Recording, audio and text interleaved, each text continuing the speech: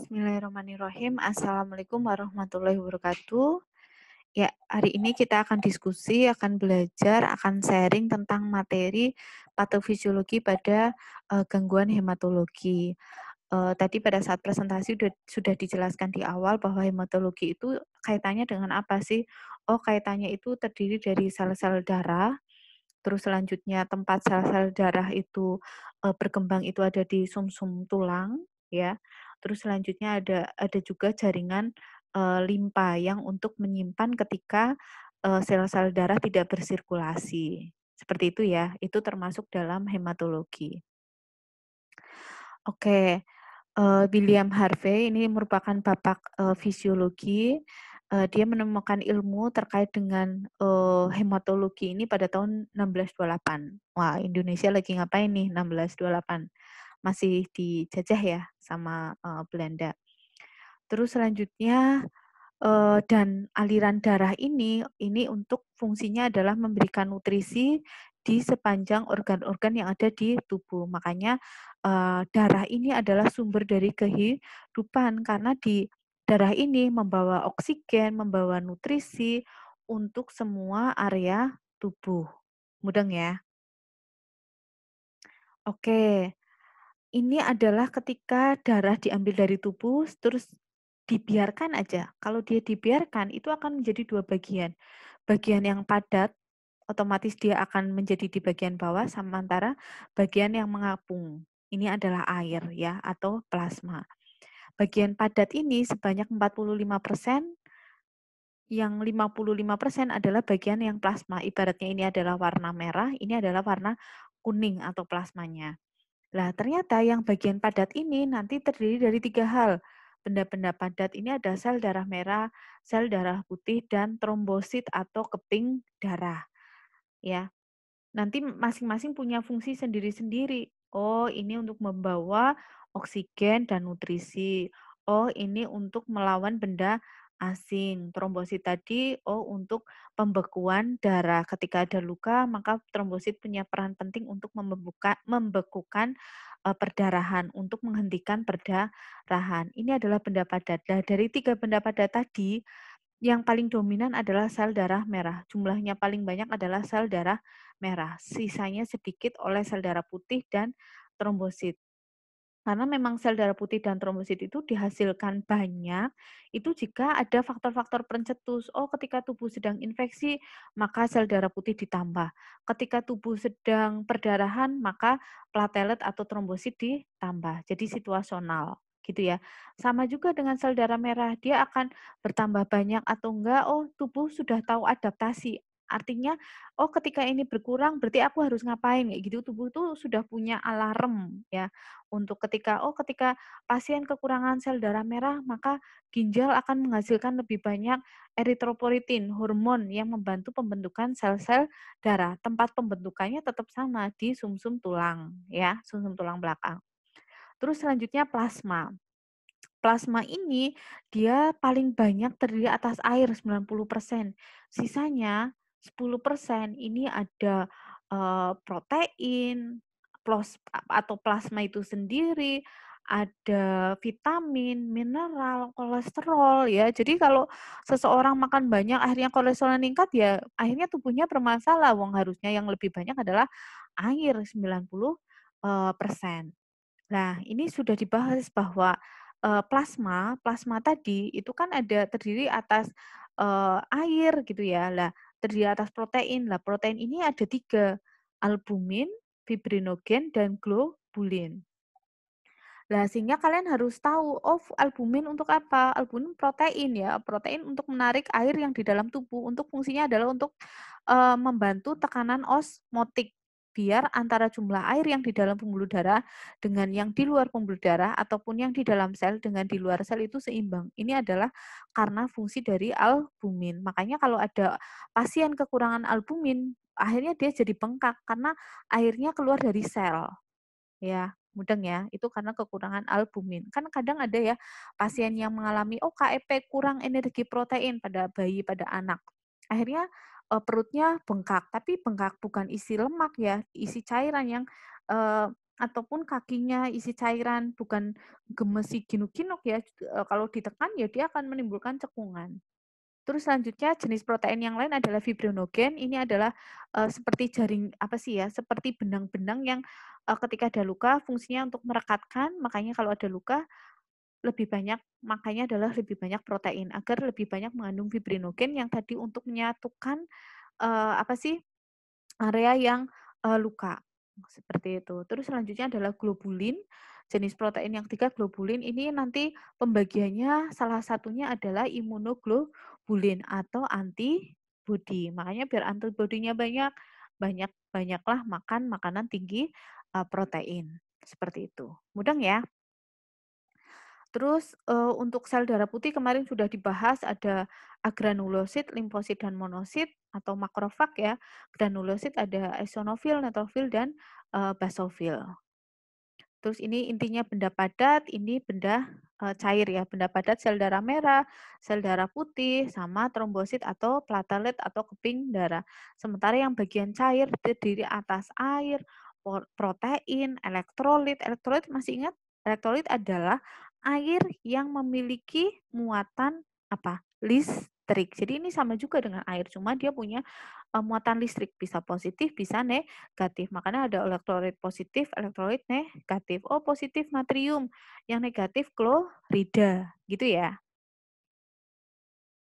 Oke, ini definisi istilah dulu. Nanti kalau ada istilah sitik itu kaitannya dengan ukuran, kalau kromik kaitannya jumlah hemoglobin dalam sel, gitu ya.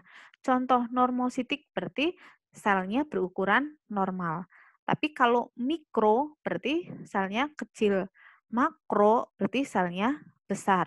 Karena ini belakangnya sitik-sitik, berarti ngomonginnya ukuran. Sementara kalau kromik itu ngomongnya tentang jumlah HB. Sebentar, ada telepon.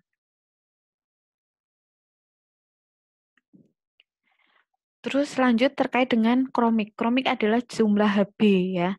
Kalau hipo berarti jumlah HB-nya terlalu sedikit. Kalau hiper terlalu banyak. Kalau normal berarti normal, jumlah HB-nya normal.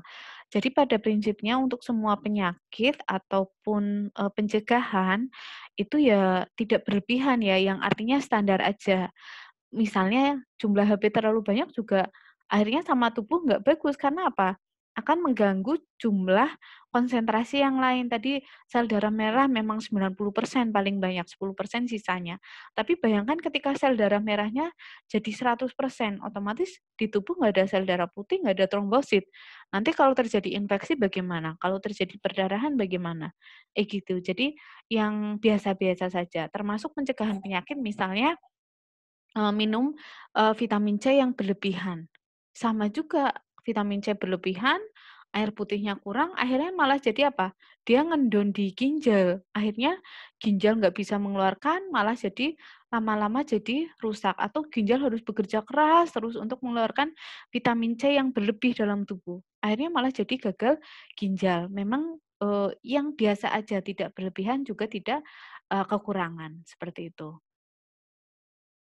Oke, ini terkait dengan sel darah merah. Jadi di sel darah merah itu ada hemoglobin. Hemoglobin ini terdiri dari dua bagian, heme dan globin. Ya, globin ini kan tadi bagian dari protein. Kalau heme ini yang berikatan dengan besi.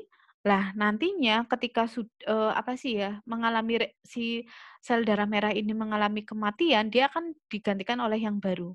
Lah, sisa metabolisme dari sel darah merah yang sudah tidak dipakai lagi dia akan menjadi bilirubin. Lah bilirubin ini akan disekresikan ke dalam urin maupun feses. Makanya pipisnya warna kuning, fesesnya juga warna kuning karena mengandung bilirubin. Bilirubin tadi adalah apa?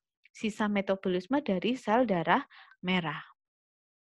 Oke, ini yang saya minta kalian harus hafal-hafal ini bukan yang ingat hari ini besok enggak. Ini langsung dimasukkan ke dalam hati ke diri sendiri. Artinya, oh HB pada perempuan normalnya 12 sampai 15. Aku kan perempuan, oh HB-ku normal harusnya angka 12 sampai 15 ya. Yang laki-laki 14 sampai 16 ya. Nanti logikanya kalau kekurangan HB nama penyakitnya adalah anemia, gitu ya. Terus hematokrit ini adalah kekentalan darah. Darahnya kalau laki-laki angka kekentalannya 40 sampai 50%, perempuan 37 sampai 47%, ya. Terus selanjutnya adalah mean corpuscular volume. Itu artinya ukuran dari sel darah merah, ya. Terus ini mean sel hemoglobin berarti ukuran dari hemoglobin yang terikat dalam sel darah merah. Terus ini adalah apa sih golongan darah, ada A, B dan O. Jadi gini, kalau misalnya saya golongan darah A, berarti saya punya antigen A di sekeliling dari sel darah saya. Mudeng ya? Ketika saya golongan darah A, maka ada antigen A. Antigen A itu menunjukkan bahwa aku loh golongan darah A, gitu loh. Mudeng ya? Antigen kan petanda. Terus sehingga di tubuh pasien dengan golongan darah A, dia akan punya antibodi. Antibodi berarti kan apa sih? Sel imun terhadap antigen B. Mudah nggak? Karena antigen A nggak diserang loh, wong dia punyanya antigennya sendiri, mudah nggak? Sehingga si pasien dengan golongan darah A, antigennya ya A, tapi antibodinya yang anti B. Jadi misalnya ada pasien dengan golongan darah A, ternyata dia ditransfusi dengan golongan darah B, ya akan terjadi reaksi transfusi karena si pasien A ini antibodinya itu akan apa? Menyerang golongan darah yang B tadi. Di tubuhnya sudah ada anti B. Nah, anti B kan ini di sini. Nah, makanya terjadi reaksi transfusi, ya entah itu gatal, entah itu demam, ada reaksi. Karena dilawan langsung sama tubuh tuh dilawan, kamu ya benda asing, kamu antigen B ya, aku tahu karena tubuhku harusnya adanya antigen A saja. Mudah nggak sampai sini? Bisa dipahami ya? Lagi, ketika seorang pasien punya golongan darah B, berarti dia punya antigen B. Artinya dia di sel darahnya punya tanda bahwa dia ini B, ya. Lah otomatis antibodinya antibodi A, ya. Jadi ketika ada pasien golongan darah B ditransfusi dengan darah A, otomatis terjadi reaksi juga karena dia punya antibodi A, kayak gitu. Jadi antibodi itu berarti yang menyerang antigen A. Mudeng ya? Bisa dipahami ya? Lah kalau misalnya sesama B ini ya nggak apa-apa, karena antibodinya antibodi A. Jadi nggak akan antibodi A ini kan untuk menyerang antigen A, ya berarti kalau B sesama masuk ya langsung masuk aja, nggak akan ada antibodi yang menyerang, mudeng ya. Sementara kalau golongan darah AB itu punya antigen A sama antigen B, tapi di sini tidak ada antibodi, ya makanya golongan darah AB ini sering disebut sebagai penerima donor yang universal, apa-apa bisa aman karena nggak ada antibodi yang akan melawan. Mudeng sampai sini? Nah, selanjutnya kalau golongan darah O, ini nggak ada antigen, tapi dia punya antibodi, anti A dan anti B, sehingga sering disebut sebagai golongan darah O ini adalah donor universal. Jadi memberikan ke semua golongan darah ya.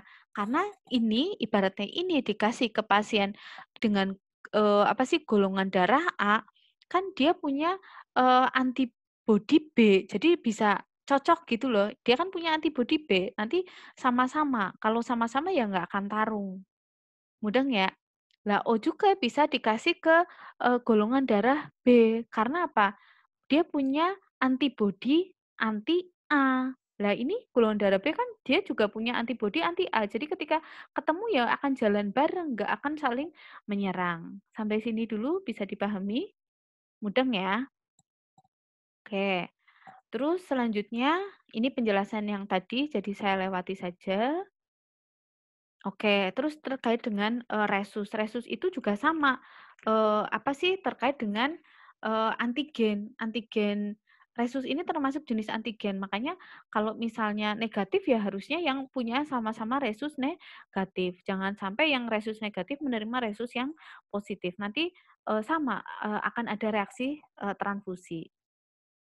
Nah ini, darah dengan resus negatif tidak boleh dapat transfusi darah dari darah resus positif. Oke, terus selanjutnya ini istilah kata aja, ada istilah sitopenia. Kalau penia itu berarti kekurangan ya. Ini sambil, "Oh, aku kekurangan uang," berarti uang uang penia, kekurangan uang, enggak ya, bercanda. Anemia, anemia itu berarti apa? Kekurangan apa? Sel darah merah yang di dalamnya mengandung hemoglobin. Kalau leukopenia berarti kekurangan sel darah putih. Trombositopenia berarti kekurangan trombosit atau keping darah atau platelet sama aja. Granulositopenia, berarti kekurangan apa? Granulosit. Granulosit apa? Sel darah putih yang bergranula. Pansitopenia. Pansitopenia itu berarti kekurangan semua komponen sel darah. Ada sel darah merah, sel darah putih, dan trombosit. Itu pansitopenia. Jadi besok kalau ada istilah pasien akan mengalami pansitopenia, berarti dia kekurangan semua sel-sel darah, baik sel darah merah, sel darah putih maupun trombosit. Terus oke, selanjutnya ada yang namanya hemostatis. Hemostatis ini adalah, pengendalian dari proses perdarahan yang terjadi. Jadi ketika ibaratnya tubuh mengalami perdarahan, tubuh itu sudah langsung adaptasi dengan namanya hemostatis, proses pengendalian perdarahan yang terjadi, proses penghentian perdarahan. Ya, itu sebagai hemostatis. Lah tahapannya ada primer, sekunder, dan tersier. Jadi ibaratnya ini langkah yang pertama, langkah yang kedua, dan ini langkah yang ketiga. Oke. Ketika ada pembuluh darah yang pecah atau sobek, yang akhirnya menyebabkan luka pada pembuluh darah, itu langkah yang pertama, tahap pertama adalah tubuh akan melakukan hemostatis primer. Dengan gimana? Dengan cara adalah vasokonstriksi dari pembuluh darah. Vasokonstriksi dari pembuluh darah. Cuma langkah yang pertama ini berlangsung sangat cepat, hanya 1 sampai 2 detik. Sehingga akhirnya jadi apa? Tidak tahan lama, artinya tidak mempan ya, karena dia hanya berlangsung sangat cepat sekali. Jadi pertama terjadi vasokonstriksi, pembuluh darah menyempit, kan kalau menyempit harapannya perdarahannya terhenti. Cuma masalahnya fase yang pertama ini terjadi sangat cepat sehingga tidak tahan lama dan tidak cukup sehingga tetap berdarah kan. Nah, selanjutnya akan berlangsung ke hemostatis sekunder. Kalau hemostatis sekunder ini sudah melibatkan faktor trombosit, melibatkan platelet ataupun nama lainnya keping-keping darah. Dan langsung apa, melibatkan juga faktor koagulasi. Yang akhirnya trombosit faktor koagulasi bekerja sama membentuk jaringan fibrin. Fibrin tadi adalah benang-benang protein ya. Lah, kalau benang-benang proteinnya banyak ya otomatis bisa menutup luka. Lah, tahap yang hemostatis sekunder ini berlangsungnya lambat tapi dia lebih apa ya, lebih tangguh. Nah, terus selanjutnya nanti akan ada tahap yang ketiga adalah hemostatis tersier. Ketika benang-benang fibrinnya itu udah banyak, sudah bisa menutup, terus trombositnya udah banyak, ya sudah dihentikan ya, agar aktivitas pembukaan darah ini tidak berlebihan. Karena kalau berlebihan, bayangkan malah jadi ada sumbatan pembuluh darah karena trombosit-trombosit ngumpul, kan bayangkan ini adalah selang pembuluh darah, terus trombositnya mengumpul kan malah jadi menyebabkan sumbatan. Sehingga hemostatis tersier ini dilakukan oleh siapa? Oleh zat yang dikeluarkan oleh pembuluh darah, sering disebut sebagai nitrit oksid yang menyebabkan vasodilatasi maupun prostaglandin yang menyebabkan ya si trombosit ini nggak jadi ngumpul lagi. Udah loh, ini perdarahannya udah berhenti, udah kalian boleh pulang ke tempat masing-masing. Terus tolong produksi trombositnya jangan kebanyakan lagi ya, kayak gitu. Ini adalah hemostatis tersier. Oke, ini mekanisme pembukuan darah atau penghentian darah. Jadi ketika, ada luka, tadi Putri bilang, trombosit sama, ini ya, faktor, koagulasi bekerja sama. Di sini ada von Willebrand, jadi ini adalah, protein, yang apa sih ya, intinya trombosit yang menempel di protein yang akhirnya menyebabkan penghentian perdarahan. Yang akhirnya menutup, luka. Tadi hemosidetis primer itu tadi, apa sih, zat, pembuluh darah itu mengeluarkan zat-zat vasoaktif ya, ada serotinin, tromboksan, adenosin difosfat, yang menyebabkan ini tadi yang Putri bilang, kalau hemosidetis primer, ini terjadi vasokontriksi tapi yang sementara, vasokontriksi cepat. Nah, jadi ketika ada luka secara fisiologis, secara normalnya pembuluh darah akan mengeluarkan ini, serotinin, tromboksan, dan adenosin difosfat. Nah, yang akhirnya menyebabkan apa? Vasokontriksi, terus agregasi trombosit itu maksudnya trombosit-trombosit itu pada ngumpul. Nah, akhirnya kan menyebabkan sumbat trombosit. Cuma karena ini berlangsung sangat cepat, jadinya juga sangat lemah. Makanya nanti akan lanjut ke hemostatis yang sekunder dan tersier. Terus sekunder tadi melibatkan, apa sih, koagulasi ya. Dan untuk jalur koagulasi itu ada intrinsik maupun ekstrinsik, yang pada prinsipnya adalah mengaktifkan faktor 10. Nah, faktor 10 ini yang akan, faktor protombin ini akan mengubah, protombin menjadi trombin, ya. Lah trombin ini akan menyebabkan perubahan fibrinogen menjadi fibrin atau benang-benang fibrin. Lah ikatan fibrin ini yang akhirnya menyebabkan, proses pembekuan darah ataupun jaringan luka jadi semakin membaik. Lah untuk biar tidak berlebihan akan dilanjutkan dengan hemostatis tersier, adanya, fibrinolisis, ya. Saya ulangi, dari jalur intrinsik maupun ekstrinsik yang dikeluarkan oleh pembuluh darah mengaktifkan, faktor, 10 ya. Lah faktor 10 ini sama-sama aktif itu menyebabkan apa? Menyebabkan perubahan protombin menjadi apa? Protombin menjadi trombin. Trombin ini menyebabkan perubahan fibrinogen menjadi fibrin. Benang-benang fibrin ngumpul menyatu itu akhirnya menyebabkan luka jadi sembuh, perdarahan juga jadi berhenti. Jadi dari jalur intrinsik dan ekstrinsik yang akhirnya menyebabkan mereka bersatu, jalur akhir yang mengaktifkan faktor ke-10 dari pembukuan. Faktor 10 ini menyebabkan perubahan protombin menjadi trombin, sementara trombin ini menyebabkan perubahan fibrinogen menjadi fibrin. Dan ingat ya, faktor pembukaan darah ini tergantung juga oleh vitamin K maupun ion kalsium. Makanya ketika ada pasien yang kekurangan vitamin K ya akhirnya menyebabkan dia menjadi sering perdarahan. Oke, ini sama penjelasan faktor yang tadi ketika pembuluh darah rusak, akhirnya vasokonstriksi, ini hemostatis primer tadi ya. Terus nanti akan dilanjutkan dengan hemostatis sekunder mengaktifkan faktor-faktor pembekuan darah yang akhirnya terbentuk benang-benang fibrin. Yang ketika sudah ada benang-benang fibrin maka terbentuk hemostatis atau penghentian perdarahan.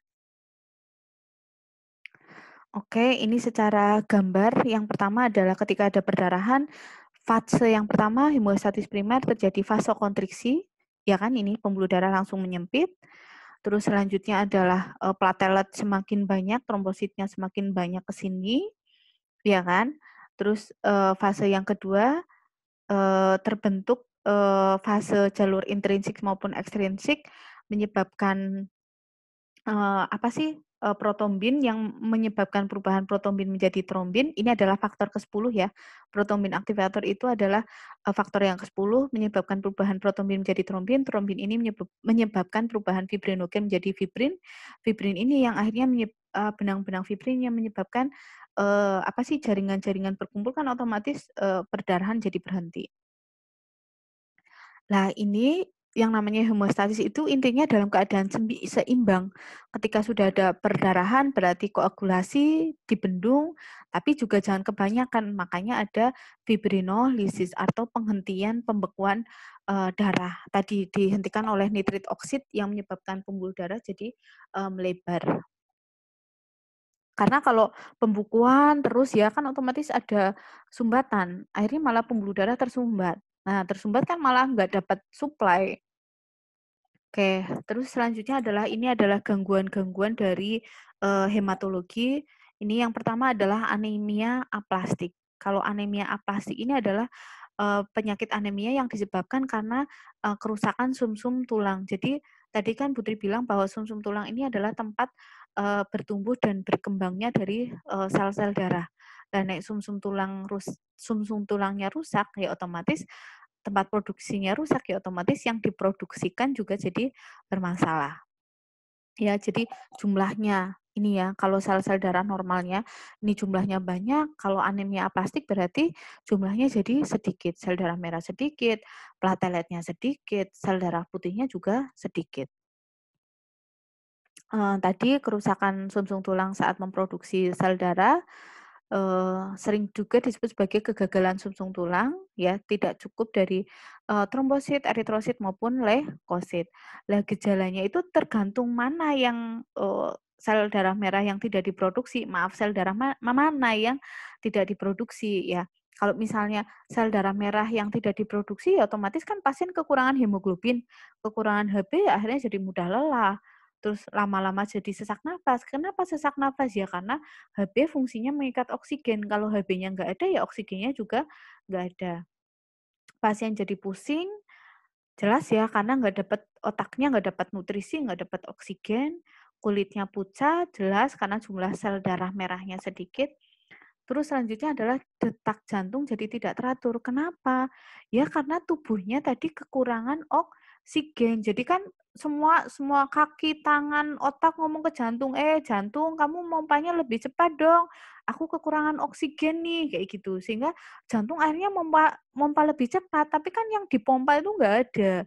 Oksigen yang dipompa nggak ada. Ya akhirnya jadi dia mompa tidak teratur ya. Anakku cepet, tapi kan aku juga nggak ada tenaga, seperti itu. Ya, jadi jantung juga akhirnya mompanya tidak teratur. Jadi logikanya jantung itu memompa darah ke seluruh tubuh, ya. Darah itu membawa oksigen. Nah, ini tangan dan kaki tidak dapat oksigen sehingga teriak-teriak ke jantung. Jantung, aku lemes nih, nggak dapat nutrisi. Akhirnya jantung ya mompa lebih cepat karena berusaha untuk memenuhi kebutuhan tangan, kaki, dan otak. Terus selanjutnya adalah kekurangan sel darah putih. Nah, sel darah putih kan fungsinya untuk perlawanan ya, untuk tentara. Sehingga ketika nggak ada, akhirnya dia mudah terkena infeksi. Terkena infeksi akhirnya lama-lama juga akhirnya menyebabkan demam. Terus kekurangan trombosit, kekurangan faktor pembukuan darah ya akhirnya jadi dia mudah berdarah dan sulit untuk dihentikan. Memar ini berarti pembuluh darah pecahnya di dalam, itu memar ya. Ketika memar kebiruan, oh berarti pembuluh darahnya pecah di dalam, darahnya nggak keluar. Bahaya juga. Gusi jadi mudah berdarah, ya kan? Terus ada darah pada feses ya tadi di organ-organ dalamnya ada perdarahan karena nggak ada faktor yang menghentikan. Terus misalnya pada perempuan bisa juga menstruasi yang berat ya, darahnya banyak. Terus penyebab dari anemia aplastik ini idiopatik. Idiopatik itu artinya tidak diketahui penyebabnya, tetapi diduga berkaitan dengan toksin atau racun. Ya pestisida, ini yang hati-hati ya, bisa aja dia terdapat pada apa sih, tanam sayur ataupun tanaman yang memang disemprot untuk mematikan pestisida masih nempel, sehingga makanya memang harus dicuci.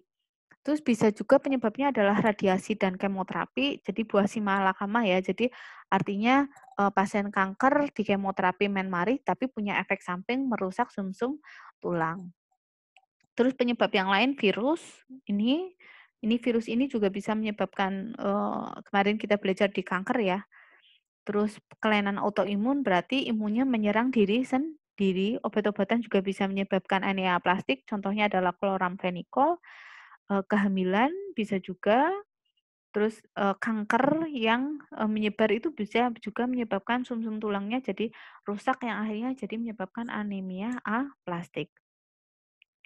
Komplikasi dari anemia aplastik ini adalah gagal jantung. Sebenarnya, gagal jantung ini bukan hanya anemia aplastik ya, tapi juga anemia yang lain ya, karena tadi sel darahnya nggak ada, semuanya pada ngomong ke jantung, jantung berusaha memompa terus. Nah, mompanya jadi cepet terus bendina. Cepet terus bendina itu tadi bisa menyebabkan kerusakan sendiri pada jantung. Akhirnya jadi gagal jantung. Gagal jantung itu berarti artinya jantung tidak bisa bekerja kembali seperti semula. Jantung tidak bisa lagi memompa darah seperti semula. Terus selanjutnya adalah, komplikasinya infeksi yang parah jika tadi anemia aplastiknya kekurangan sel darah putih maupun perdarahan hebat jika yang terlibat adalah trombosit atau platelet ataupun keping darah.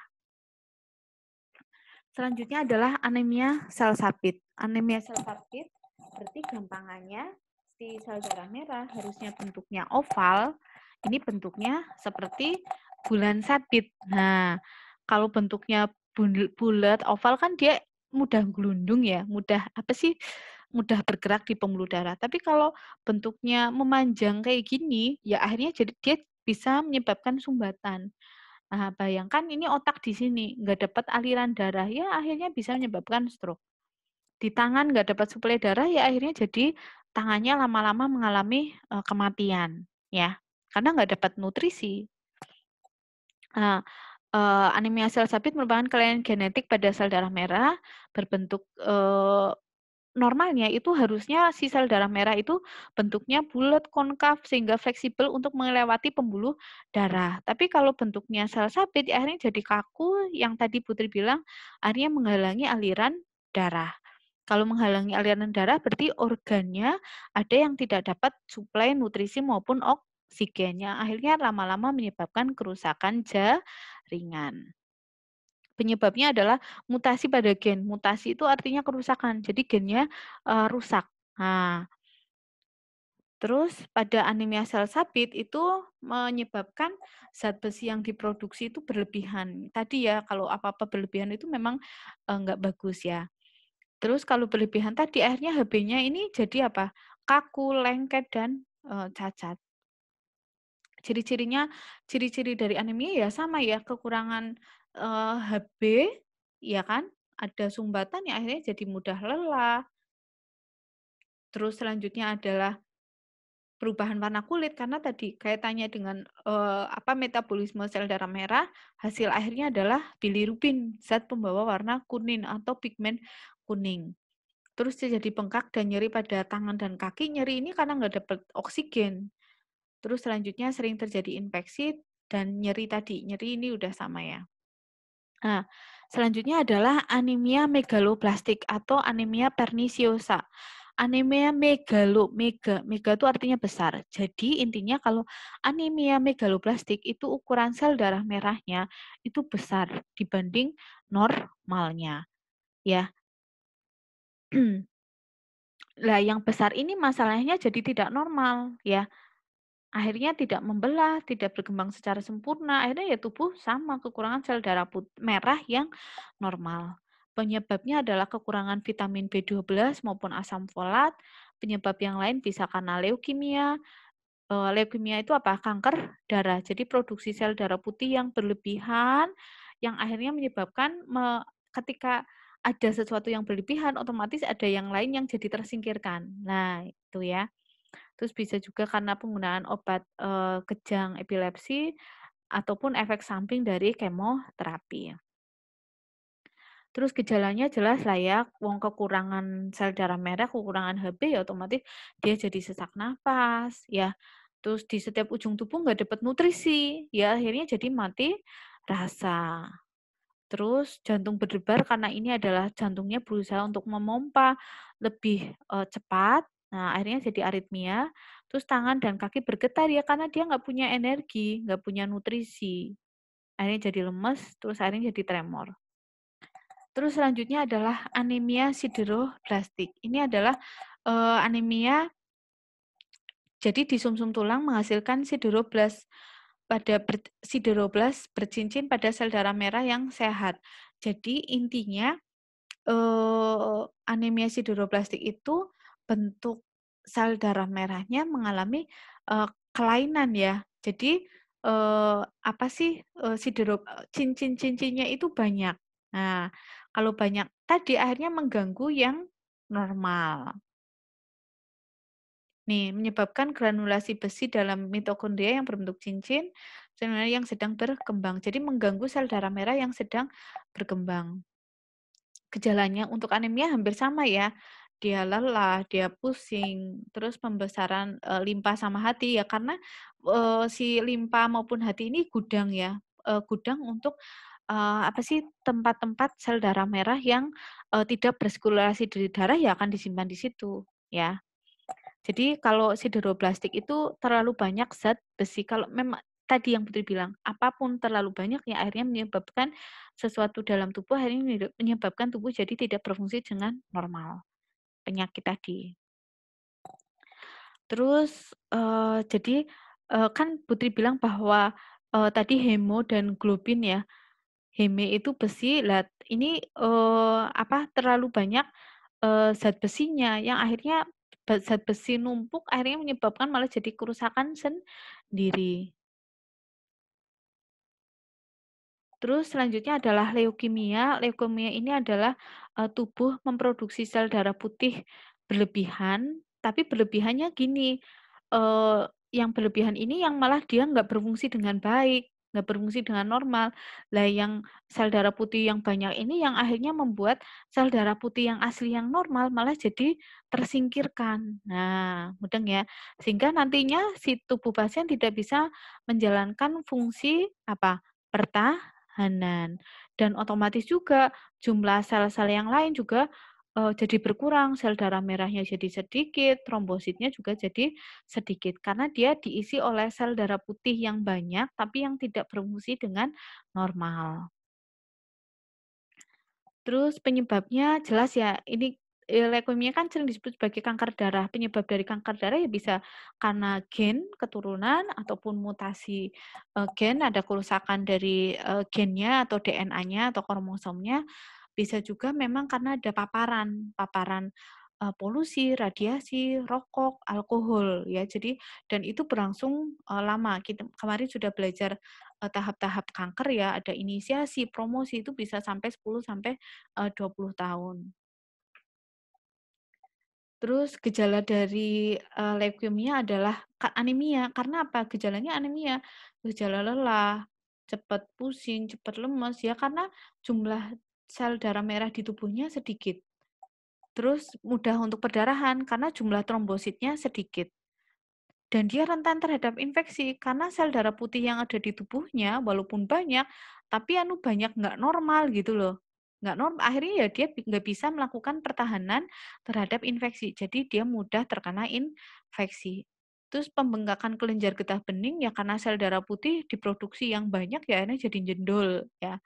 Kalau nafsu makan berat badan sih, untuk semua penyakit ya rata-rata seperti itu. Terus selanjutnya adalah, penyakit hemofilia. Untuk kanker darah berarti pengobatannya ya sama dengan penyakit kanker yang lain ya, ada kemoterapi, ada radiasi.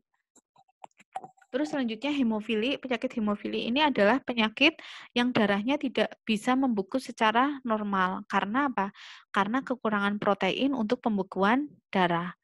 Tadi kan pembukaan darah tadi sudah ada ya tahapnya hemosistatis primer, sekunder maupun tersier. Nah, kalau hemofilia ini nggak bisa melakukan itu. Jadi tetap sering gampang terjadi perdarahan dan susah untuk berhenti. Penyebabnya adalah karena kekurangan protein. Proteinnya tadi untuk pembekuan darah. Ini nanti ada hemofilia ringan, sedang maupun berat. Terus kalau sedang hampir sama ya ciri-cirinya, kalau berat itu perdarahan, sendi bengkak, mimisan yang berat hampir sama. Intinya sih, di dalam tubuhnya terjadi mudah berdarah. Penyebabnya gen, keturunan, ataupun autoimun. Autoimun berarti imunnya menyerang diri sendiri. Ini adalah gambar ketika pembuluh darah mengalami perobekan, tubuh akan melakukan adaptasi homeostatis yang akhirnya menyebabkan pembekuan darah yang akhirnya menyebabkan perdarahan berhenti. Tapi pada hemofilia nggak bisa. Ya. Nah, ada 2 jenis hemofilia, ada hemofilia A sama hemofilia B. Kalau hemofilia A itu kekurangan faktor 8 ya. Faktor 8 ini dia berarti kekurangan faktor A anti hemofili ya. Makanya dia penyakitnya hemofilia karena dia nggak punya antinya. Terus hemofili B kekurangan faktor ke-9. Jadi dia kekurangan faktor B anti hemofili. Berarti masih di jalur intrinsik maupun ekstrinsik karena jalur akhirnya diaktifkan oleh faktor yang ke-10.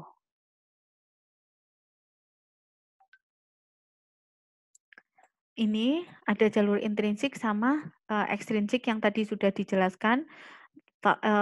Faktor yang ke-10 ini adalah jalur akhir yang akan mengaktifkan protombin menjadi trombin. Trombin itu mengaktifkan merubah fibrinogen menjadi fibrin. Nah, kalau hemofili A itu kekurangan faktor ke-8. Kalau B kekurangan faktor ke-9.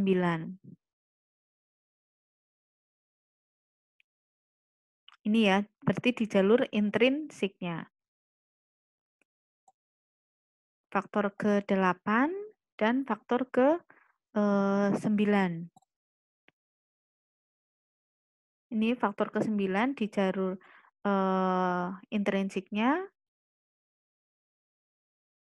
faktor ke-8 juga di jalur intrinsiknya. Faktor ke-8 itu fungsinya untuk mengubah apa? Untuk mengaktifkan faktor ke-9 menjadi faktor ke-10, ya kan? Terus kalau faktor bayangkan ketika ini berarti hemofili A, ini berarti hemofili B. Ya logikanya kalau ininya nggak ada ya otomatis nggak akan ada faktor 10.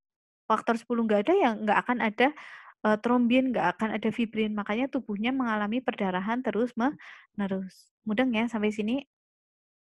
Oke, ini yang normal. Tapi kan untuk menjadi di sini itu yang di atasnya intrinsiknya rusak loh. Kan otomatis ya ini nggak akan terjadi. Oke. Terus selanjutnya ada penyakit namanya DIC, Disseminated Intravascular Coagulasi atau koagulasi intravaskular disseminata. Ini adalah eh, terjadinya pembukaan darah pada pembekuan yang apa sih berlebihan pada tubuh. Jadi tahap awal dari DIC itu awalnya pembekuan yang berlebihan, nanti di tahap akhir karena membeku yang berlebihan akhirnya terjadi perdarahan yang berlebihan. Gitu ya. Di sini jadi kalau logikanya ada pembekuan yang berlebihan, akhirnya kan jadi mengurangi atau menghambat aliran darah. Kalau menghambat aliran darah, akhirnya organnya jadi rusak, ya. Terus pada DIC ini terjadi peningkatan penggunaan menggunakan platelet dan faktor pembukaan darah. Lah karena awalnya berlebihan, akhirnya malah jadi yang terakhir, kondisi akhir adalah jadi kekurangan. Akhirnya ketika ada perdarahan ya dia nggak bisa menghentikan. Itu adalah penyakit DIC, ya. Jadi awalnya di sini terlalu banyak faktor pembekuan sehingga dia membeku. Lah, ketika sudah membeku kan otomatis harus apa sih dipecahkan ya, artinya dilancarkan. Nah, akhirnya malah jadi setelah dilancarkan akhirnya malah jadi terus perdarahan. Nah, ini adalah penyakit dari disseminated intravascular coagulasi. Karena akhirnya kondisi pasien kekurangan trombosit. Nah, kekurangan trombosit akhirnya menjadi perdarahan. Ini penjelasan yang tadi karena kerusakan akhirnya menjadi trombositopenia yang akhirnya menyebabkan apa? Ya tidak ada yang membekukan, ya akhirnya terjadi perdarahan terus-menerus. Dengan sedikitnya platelet dan faktor pembukaan akhirnya perdarahan terjadi, ya kan? Lah awalnya memang membeku, tapi akhirnya jadi terjadi malah perdarahan. Perdarahan internal pada bagian dalam tubuh, kalau eksternal di bawah atau dari kulit ya bisa hidung, mulut, jadi gusinya jadi mudah berdarah. Oke, penyebabnya bisa karena protein yang digunakan pada proses pembuangan darah normal menjadi terlalu aktif, bisa juga karena ada infeksi, maupun peradangan, operasi maupun kanker. Bisa juga penyebab yang lain ya, karena luka bakar, hipotermi, gigitan, ular berbisa maupun pankreatitis, peradangan pada pankreas. Oke, gejalanya tadi perdarahan dari mukosa bisa mulut maupun hidung, bisa juga, ini kalau dia harus keluar, kalau darahnya keluar, kalau enggak ya akhirnya jadi memar, terus bintik-bintik merah, pada permukaan kulit, teki seperti tandanya, penyakit demam berdarah ya.